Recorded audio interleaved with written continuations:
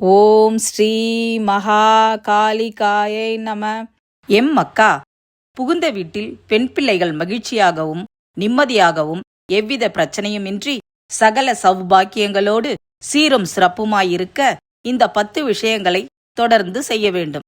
சம்பந்தப்பட்ட பெண் அல்லது பெண்ணின் தாயார் இந்த பரிகாரத்தை செய்ய பெண்ணின் வாழ்க்கை இனிமையாகும். செவ்வாய்க்கிழமையன்று இவ்வழிபாட்டை தொடங்குங்க. காலையிலேயே வீட்டிற்கு அருகிலுள்ள முருகன் கோவிலுக்கு சென்று அர்ச்சனை செய்து வீட்டிற்கு வந்து பூஜை அறையில் இஷ்ட தெய்வங்களுக்கு பூ போட்டு வெற்றிலைப்பாக்கு வாழைப்பழம் வைத்து நல்ல விளக்கை ஏற்றுங்க.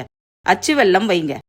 ஒரு தாம்பாளத்தட்டு வைத்து அதன் மேல் வாழை இலை போட்டு நவதானியங்கள் பரப்பி வைங்க. பரப்பிய நவதானியங்கள் மீது 6 வெற்றிலைகள் வைத்து ஒவ்வொரு வெற்றிலை மீதும் ₹1 நாணயம் வைத்து அதன் மேல் மஞ்சள் பிள்ளையார் 2, குங்கும பிள்ளையார் 2, சந்தன பிள்ளையார் 2 என மொத்தம் 6 பிள்ளையார் பிடித்து வைங்க.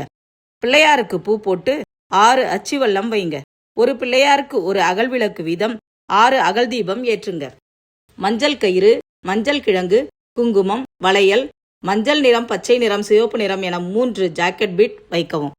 பிடித்து வைத்துள்ள பிள்ளையாருக்கு வத்தி பொருத்தி வைத்து சாம்பிராணி தூபம் போட்டு கற்பூரம் காட்டி முதலில் உங்கள் குலக்கன்னியையும் பிறகு குலதெய்வத்தையும் வணங்கி அடுத்தது முருகப்பெருமானை வணங்குங்க. ஒவ்வொரு தெய்வத்தையும் நினைத்து வணங்கும் போது பிள்ளையார் மீது பூ போடுங்க. மனமுருகி வேண்டுங்க. புகுந்த வீட்டில் எவ்வித குறையுமின்றி சகல சௌபாக்கியத்தோடு எல்லா வளங்களையும் பெற்று அவர்கள் சந்ததிகள் தழைத்து குடும்பம் செழிப்போடு வளர வேண்டும் என்று மனமுருகி பிரார்த்தனை செய்யுங்க.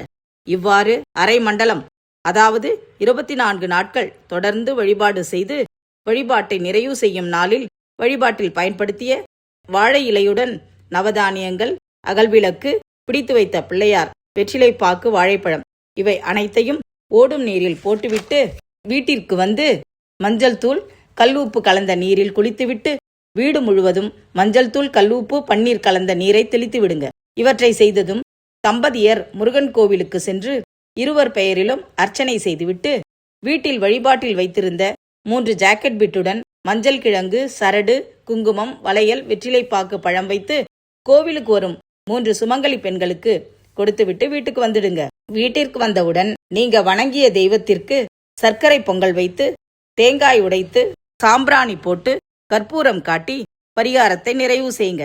அதன் பிறகு வாரம் ஒரு முறை நாகம்மன் கோவில் சென்று மஞ்சள் குங்குமம் வைத்து வழிபட்டு வாங்க.